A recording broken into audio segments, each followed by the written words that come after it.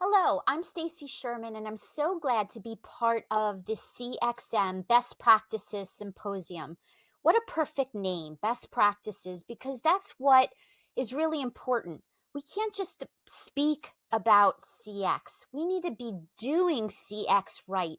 And that's what I'm all about, and you'll learn more from me today. It's about taking action, it's not just talking. So, during this time together, I'll first introduce myself. Who am I? What makes me a credible speaker and source of CX? I'll talk about that as well as why does customer experience matter? What is all the hype? Why is everybody talking about it? And how does it differentiate brands? We'll talk about it. And then finally, humanizing business and leading with a heart. That's what I stand for, and that's what I want you to as well.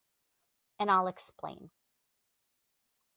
So, I am living, breathing CX day and night minus sleep hours. I'll explain. That means that I work by day at a global corporation, Schindler Elevator Corporation, based in Switzerland, but we're in all different countries. And I'm based in America's headquarters, and so I'm leading the North America CX division, which includes employee engagement. Because without engaged employees, you can't have a CX culture. Customers feel it and they see it. So they go hand in hand. Likewise, I am the founder of Doing CX Right. You'll find me when I'm not at work speaking about CX, blogging, and mentoring people to elevate their game in the world of CX. And there's so much that goes into that. But um, you'll hear some of the things that I write about and speak about during this presentation. I also am really busy writing books and being a thought leader, really authentically helping people, and includes judging events and helping others to increase their skills and learn how to transform their brands based on real CX proven techniques. I write for Forbes and so much more. But the reason I tell you this is so that you can understand the perspective that I bring as I speak today. And it's not just about talking, I'll help you in doing CX right. So, why do we have to get it right? Well, it's not just Stacy's hunch. There's real facts such as this. It takes 12 positive experiences to make up for one unresolved negative experience. Think about that. Read it again. 12 positive experiences to make up for one unresolved bad one. That's a lot of effort. That's a big investment to be able to keep customers and win them back. You've got to get it right the first time. So, how do you do it right? Well, I believe that technology is important and it enhances customer experiences, but we can't lose the human touch. We can't lose the human factors. So, how do you achieve that? Well, that's by walking in the customer's shoes. And you do that by creating and designing a customer journey. No matter if you are business to business or a business to consumer brand, the methodology is still the same. And there's basic ways to do it and very sophisticated ways. But for today, I'll talk about some of the basics so that you can apply this wherever you work. So you want to consider who's your persona, the target market that would buy your products and services, and then walk through the different ways that they will learn about you. How will they buy your products? Is it e-commerce? Is it a retail store? Is it both, omni-channel? How do they get your product and set up? How do they use it? How do they pay their bill and get their bill? Is that really difficult? Can they pay by credit card? Can they only send a check? Can you Venmo? Do you make it easy? Do you give many options? As, and likewise, when customers want to get help, do you make that easy? Do you make an 800 number really visible on your website, or do you hide it on purpose? Do you offer online chat? There's people that prefer not to call and they want to connect with your brand through a chat rep. Do you offer that? So the point is, you want to design it based on what customers want. So when you design it and bring all your stakeholders together from different departments who own the customer experience in different touch points, then you want to validate the customer journey with real customers. So you can make sure that what you designed actually meets their needs. And if they don't, you have a chance to fix it, even in pre-launch phases. Likewise, besides designing and validating the customer journey, you also want to measure the customer satisfaction and their sentiments across the different touch points as well. So you want to understand, what are the customers feeling? What are their emotions? What are they concerned about? What are the roadblocks? If you have an e-commerce site, for example, and you're trying to pay your bill and the credit card can't get through the form on your website, customers will abandon their cart and maybe never return. I recently did that. I got so frustrated, I bought the same shirt on another site where it was easy to achieve my goal of buying. So if you don't make it easy, the level of effort, this is what happens. And you have to measure that. You have to know, what are your customer struggles? And then how can you improve it? Well, improvement comes from your internal teams and expertise, but a lot of times customers will also tell you, if you ask them, how can we make your experience better? They'll give you the answers. You just have to ask them. Don't be afraid to ask. Sometimes brand leaders don't want to ask because they're afraid of the answers. Don't do that, because this can be your game changer. So talking about game changer, let's dive into that a bit more. The ways that you really can differentiate your brand is by a couple things. One is getting the voice of customer. Now, surveys is a very common approach, and that's collecting information, very structured, from your customers at different points of where they are in your journey. So if they're buying on your e-commerce site, you may ask them in a survey, how easy was it to buy and how was your experience? Or sometimes you'll go to a retail store and you'll get a survey that's on your receipt, or the person checking you out might ask you, how did I do today? And would you please take a survey that's going to come to you? So, but what's also important is that it's not just surveys. You want to pay attention to social media. What are customers and prospects saying about your brand out there? That's unstructured feedback, and it's really valuable. Likewise, rating and review sites. That's a powerful platform that you can see the good, the negative, and the positive endorsements. Don't ignore it. Aggregate all the voice of customer sources that you can now take all the feedback, prioritize it. Sometimes you can even use it to predict future behaviors. I love online chat and customer service reps. Those conversations, pulling that into a source where you can read and listen to what customers are saying, is so valuable, really valuable. Pay attention, use that feedback as you're making business decisions. Now, voice of customer, absolutely essential for brands to be able to win over customers and keep them loyal. But that's not it alone. It's also important to get the voice of the employees. Your front line are the ones that really understand customer needs too. They're with customers. So you want to ask them, what do they know? What are the customers saying about your brand, about your products, about your services? Include them when you're making business decisions.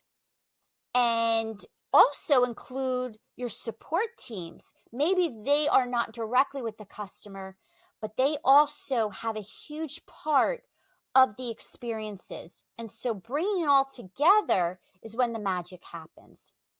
However, warning, I must caution you that many times brands have a deadline. And so they're caring more about speed to launch over quality. Can't do that. So what I mean by that is they'll go and get the voice of the employee and use that instead of talking to customers. And you can't, because the customer is king. The customer is what you need, direct feedback. But marrying the employee and the customer is really powerful, but you can't replace one with the other. So I hope this makes sense and that you don't shortchange the process, that you only use voice of employee instead of the voice of customer. Use both. All right, so the value of doing CX right. Customer-centric cultures, it's so important. And that comes from the executives, the leaders at the top, and it also happens from a bottoms-up approach. And I like to say where I work that everyone owns the customer experience, and that's fueled by happy employees. Happy employees comes from them feeling valued, included, and appreciated. That's what makes a culture where people want to do what's right. And customers feel it and see it.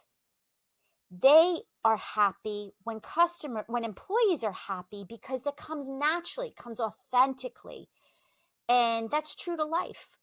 So make sure that you are really gauging your employee satisfaction.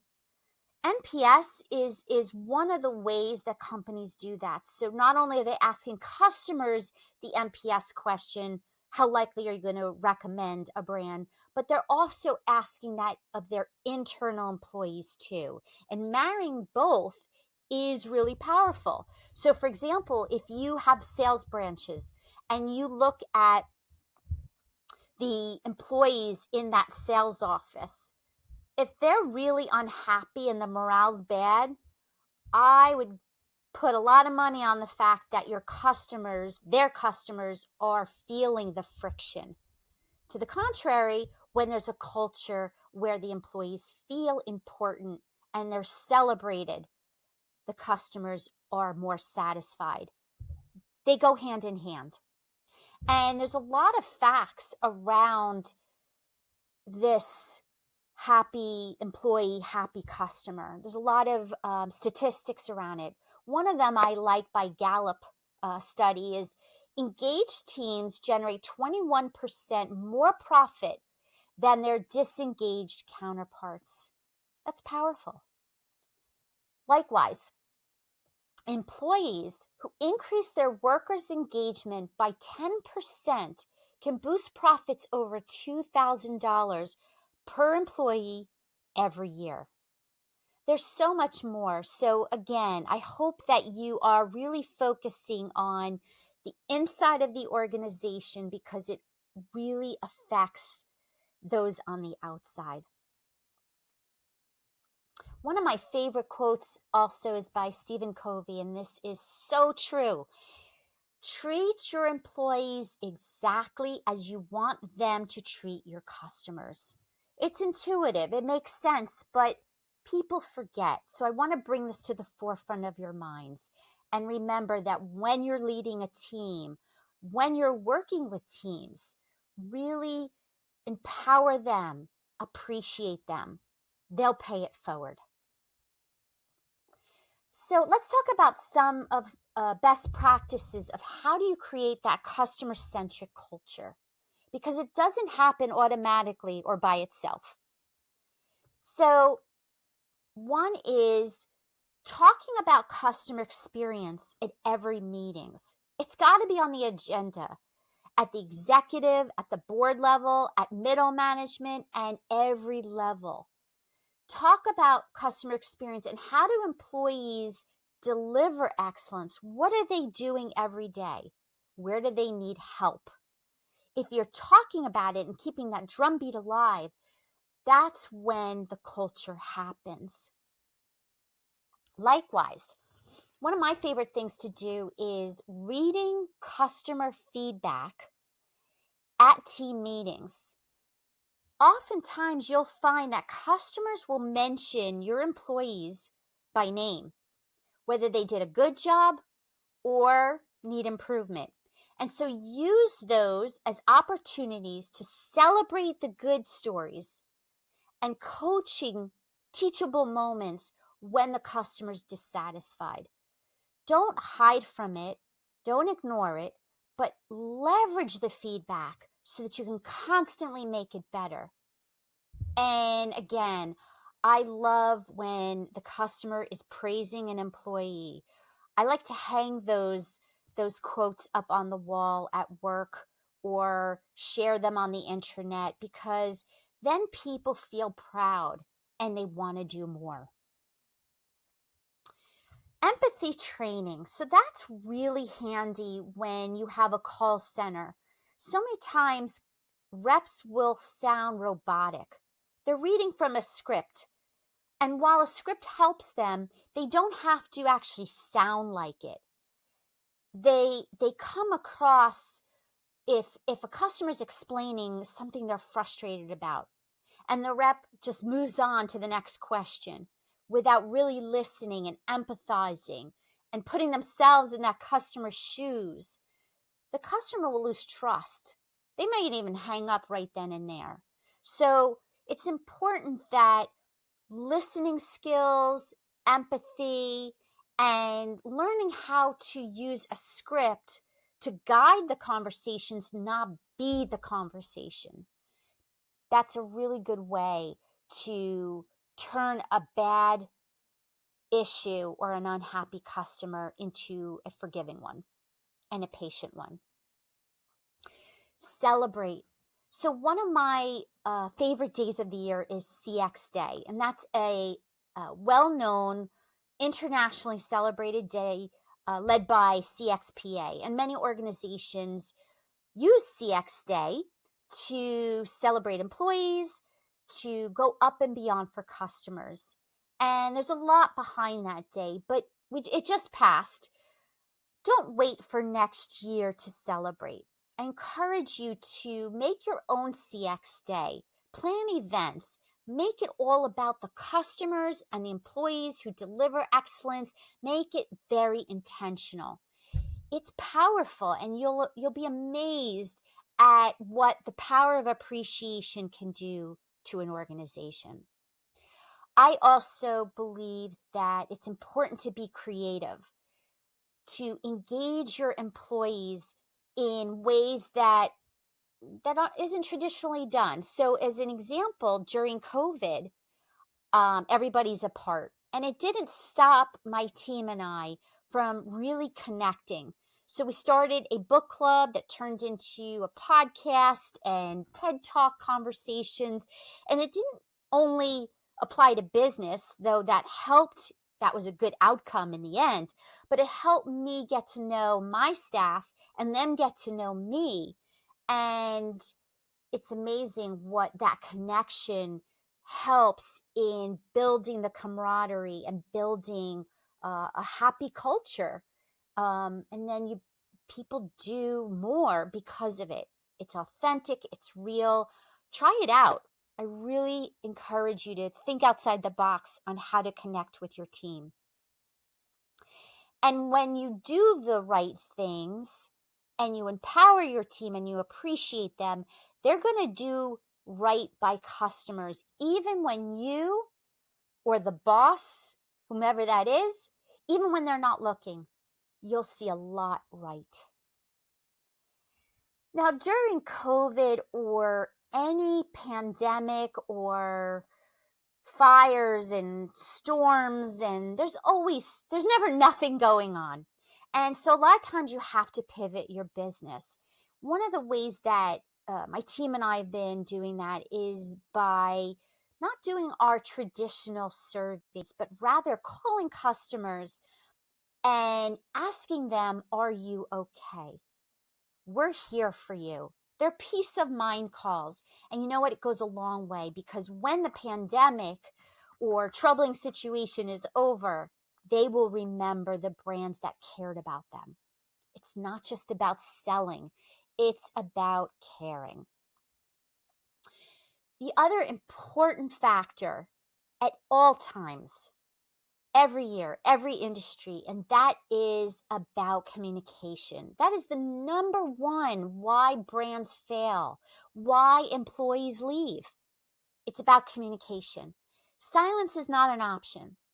So if you don't have an answer for a customer, if they're waiting on a delivery, for example, you may not have the answer, but pick up the phone and let them know, I haven't forgotten about you.